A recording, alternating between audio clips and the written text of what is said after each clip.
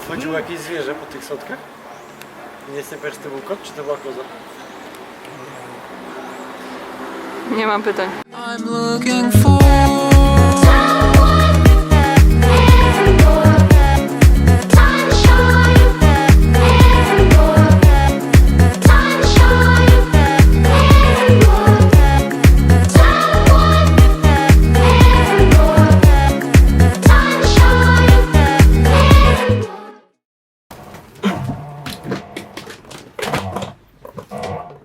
Jest wpół do 4 w nocy.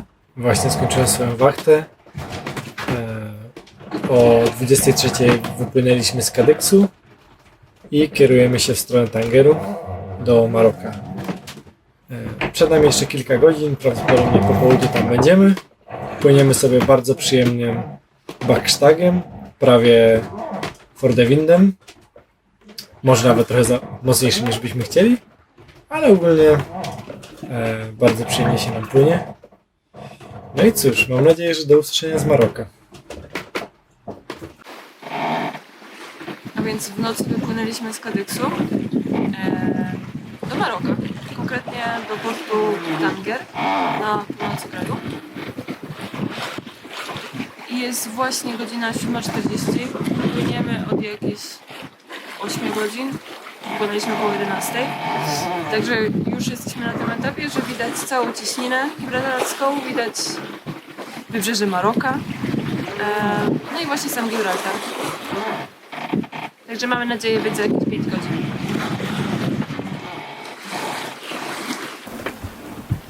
To ruch w cieśninie zazwyczaj jest dość duży, natomiast teraz nie wygląda to aż tak źle.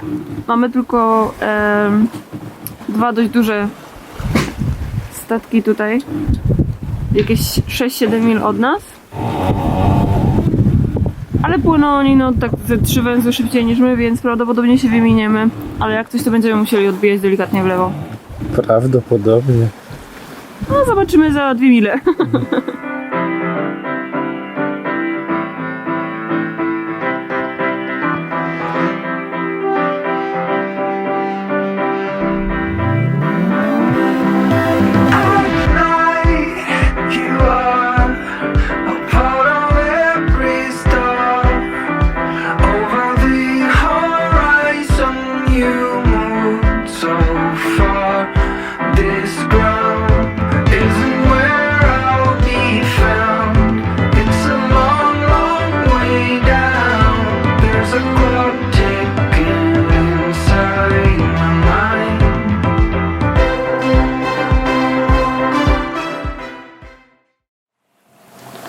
Wojty, a czemu przypinasz żółtą flagę?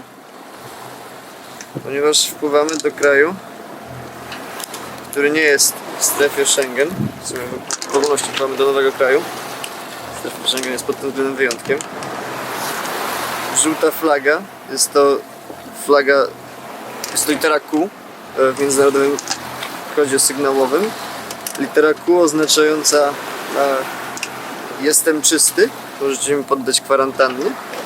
Historycznie takie coś używało się do właśnie oznaczenia statków, które wpływają na terytoria nowego, z innych wód terytorialnych, z wód terytorialnego kraju, żeby mogły poddać się kwarantannie i ocleniu i co tam jeszcze, procesom imigracyjnym itd.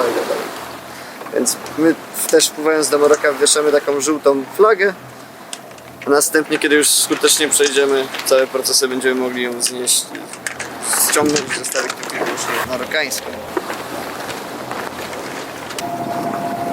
Ruch w cieśninie jest ogromny.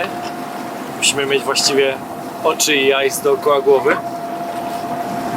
Właśnie w tym momencie mijamy się ze statkiem, który płynie z prędkością 18 węzłów i raczej nie chcielibyśmy wymusić na nim pierwszeństwa.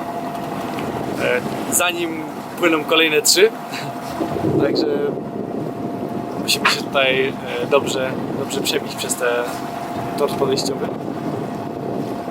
Ale już widzimy tanker, także idzie nieźle.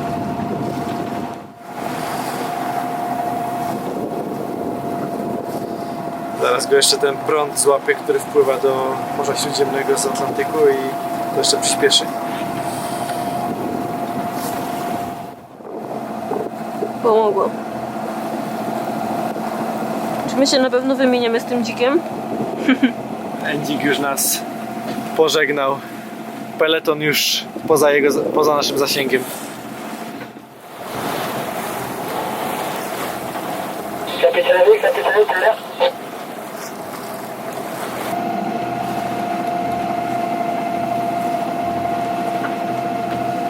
Mamy 2 węzły prądu w momencie.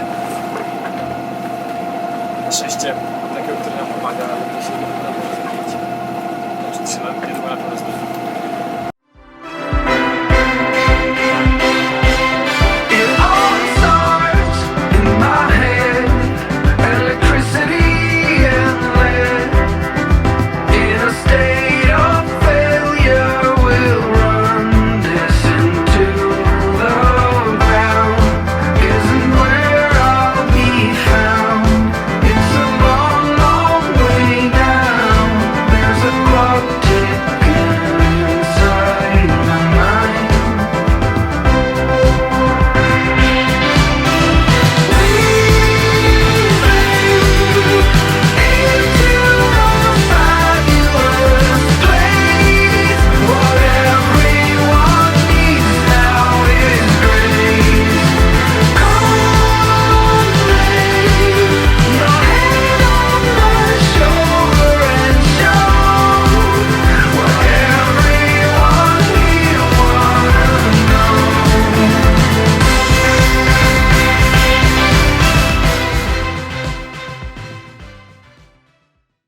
Rzeczy, które warto wiedzieć wjeżdżając do Maroka, jest to, że w Maroku absolutnie zabronione jest wwożenie, posiadanie i latanie dronem. Dlatego wjeżdżając do Maroka należy takiego drona zadeklarować. Dron zostanie skonfiskowany. No i później wyjeżdżając otrzymuje się go z powrotem. A przynajmniej mam taką nadzieję, bo jeszcze go nie oddałem. Zobaczmy, podpisałem. Jest tutaj napisane.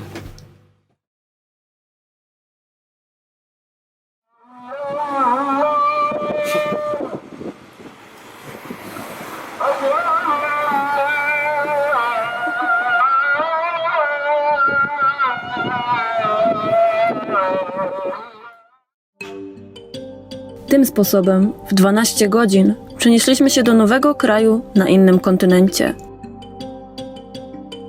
Afryka przywitała nas upalnym i słonecznym dniem.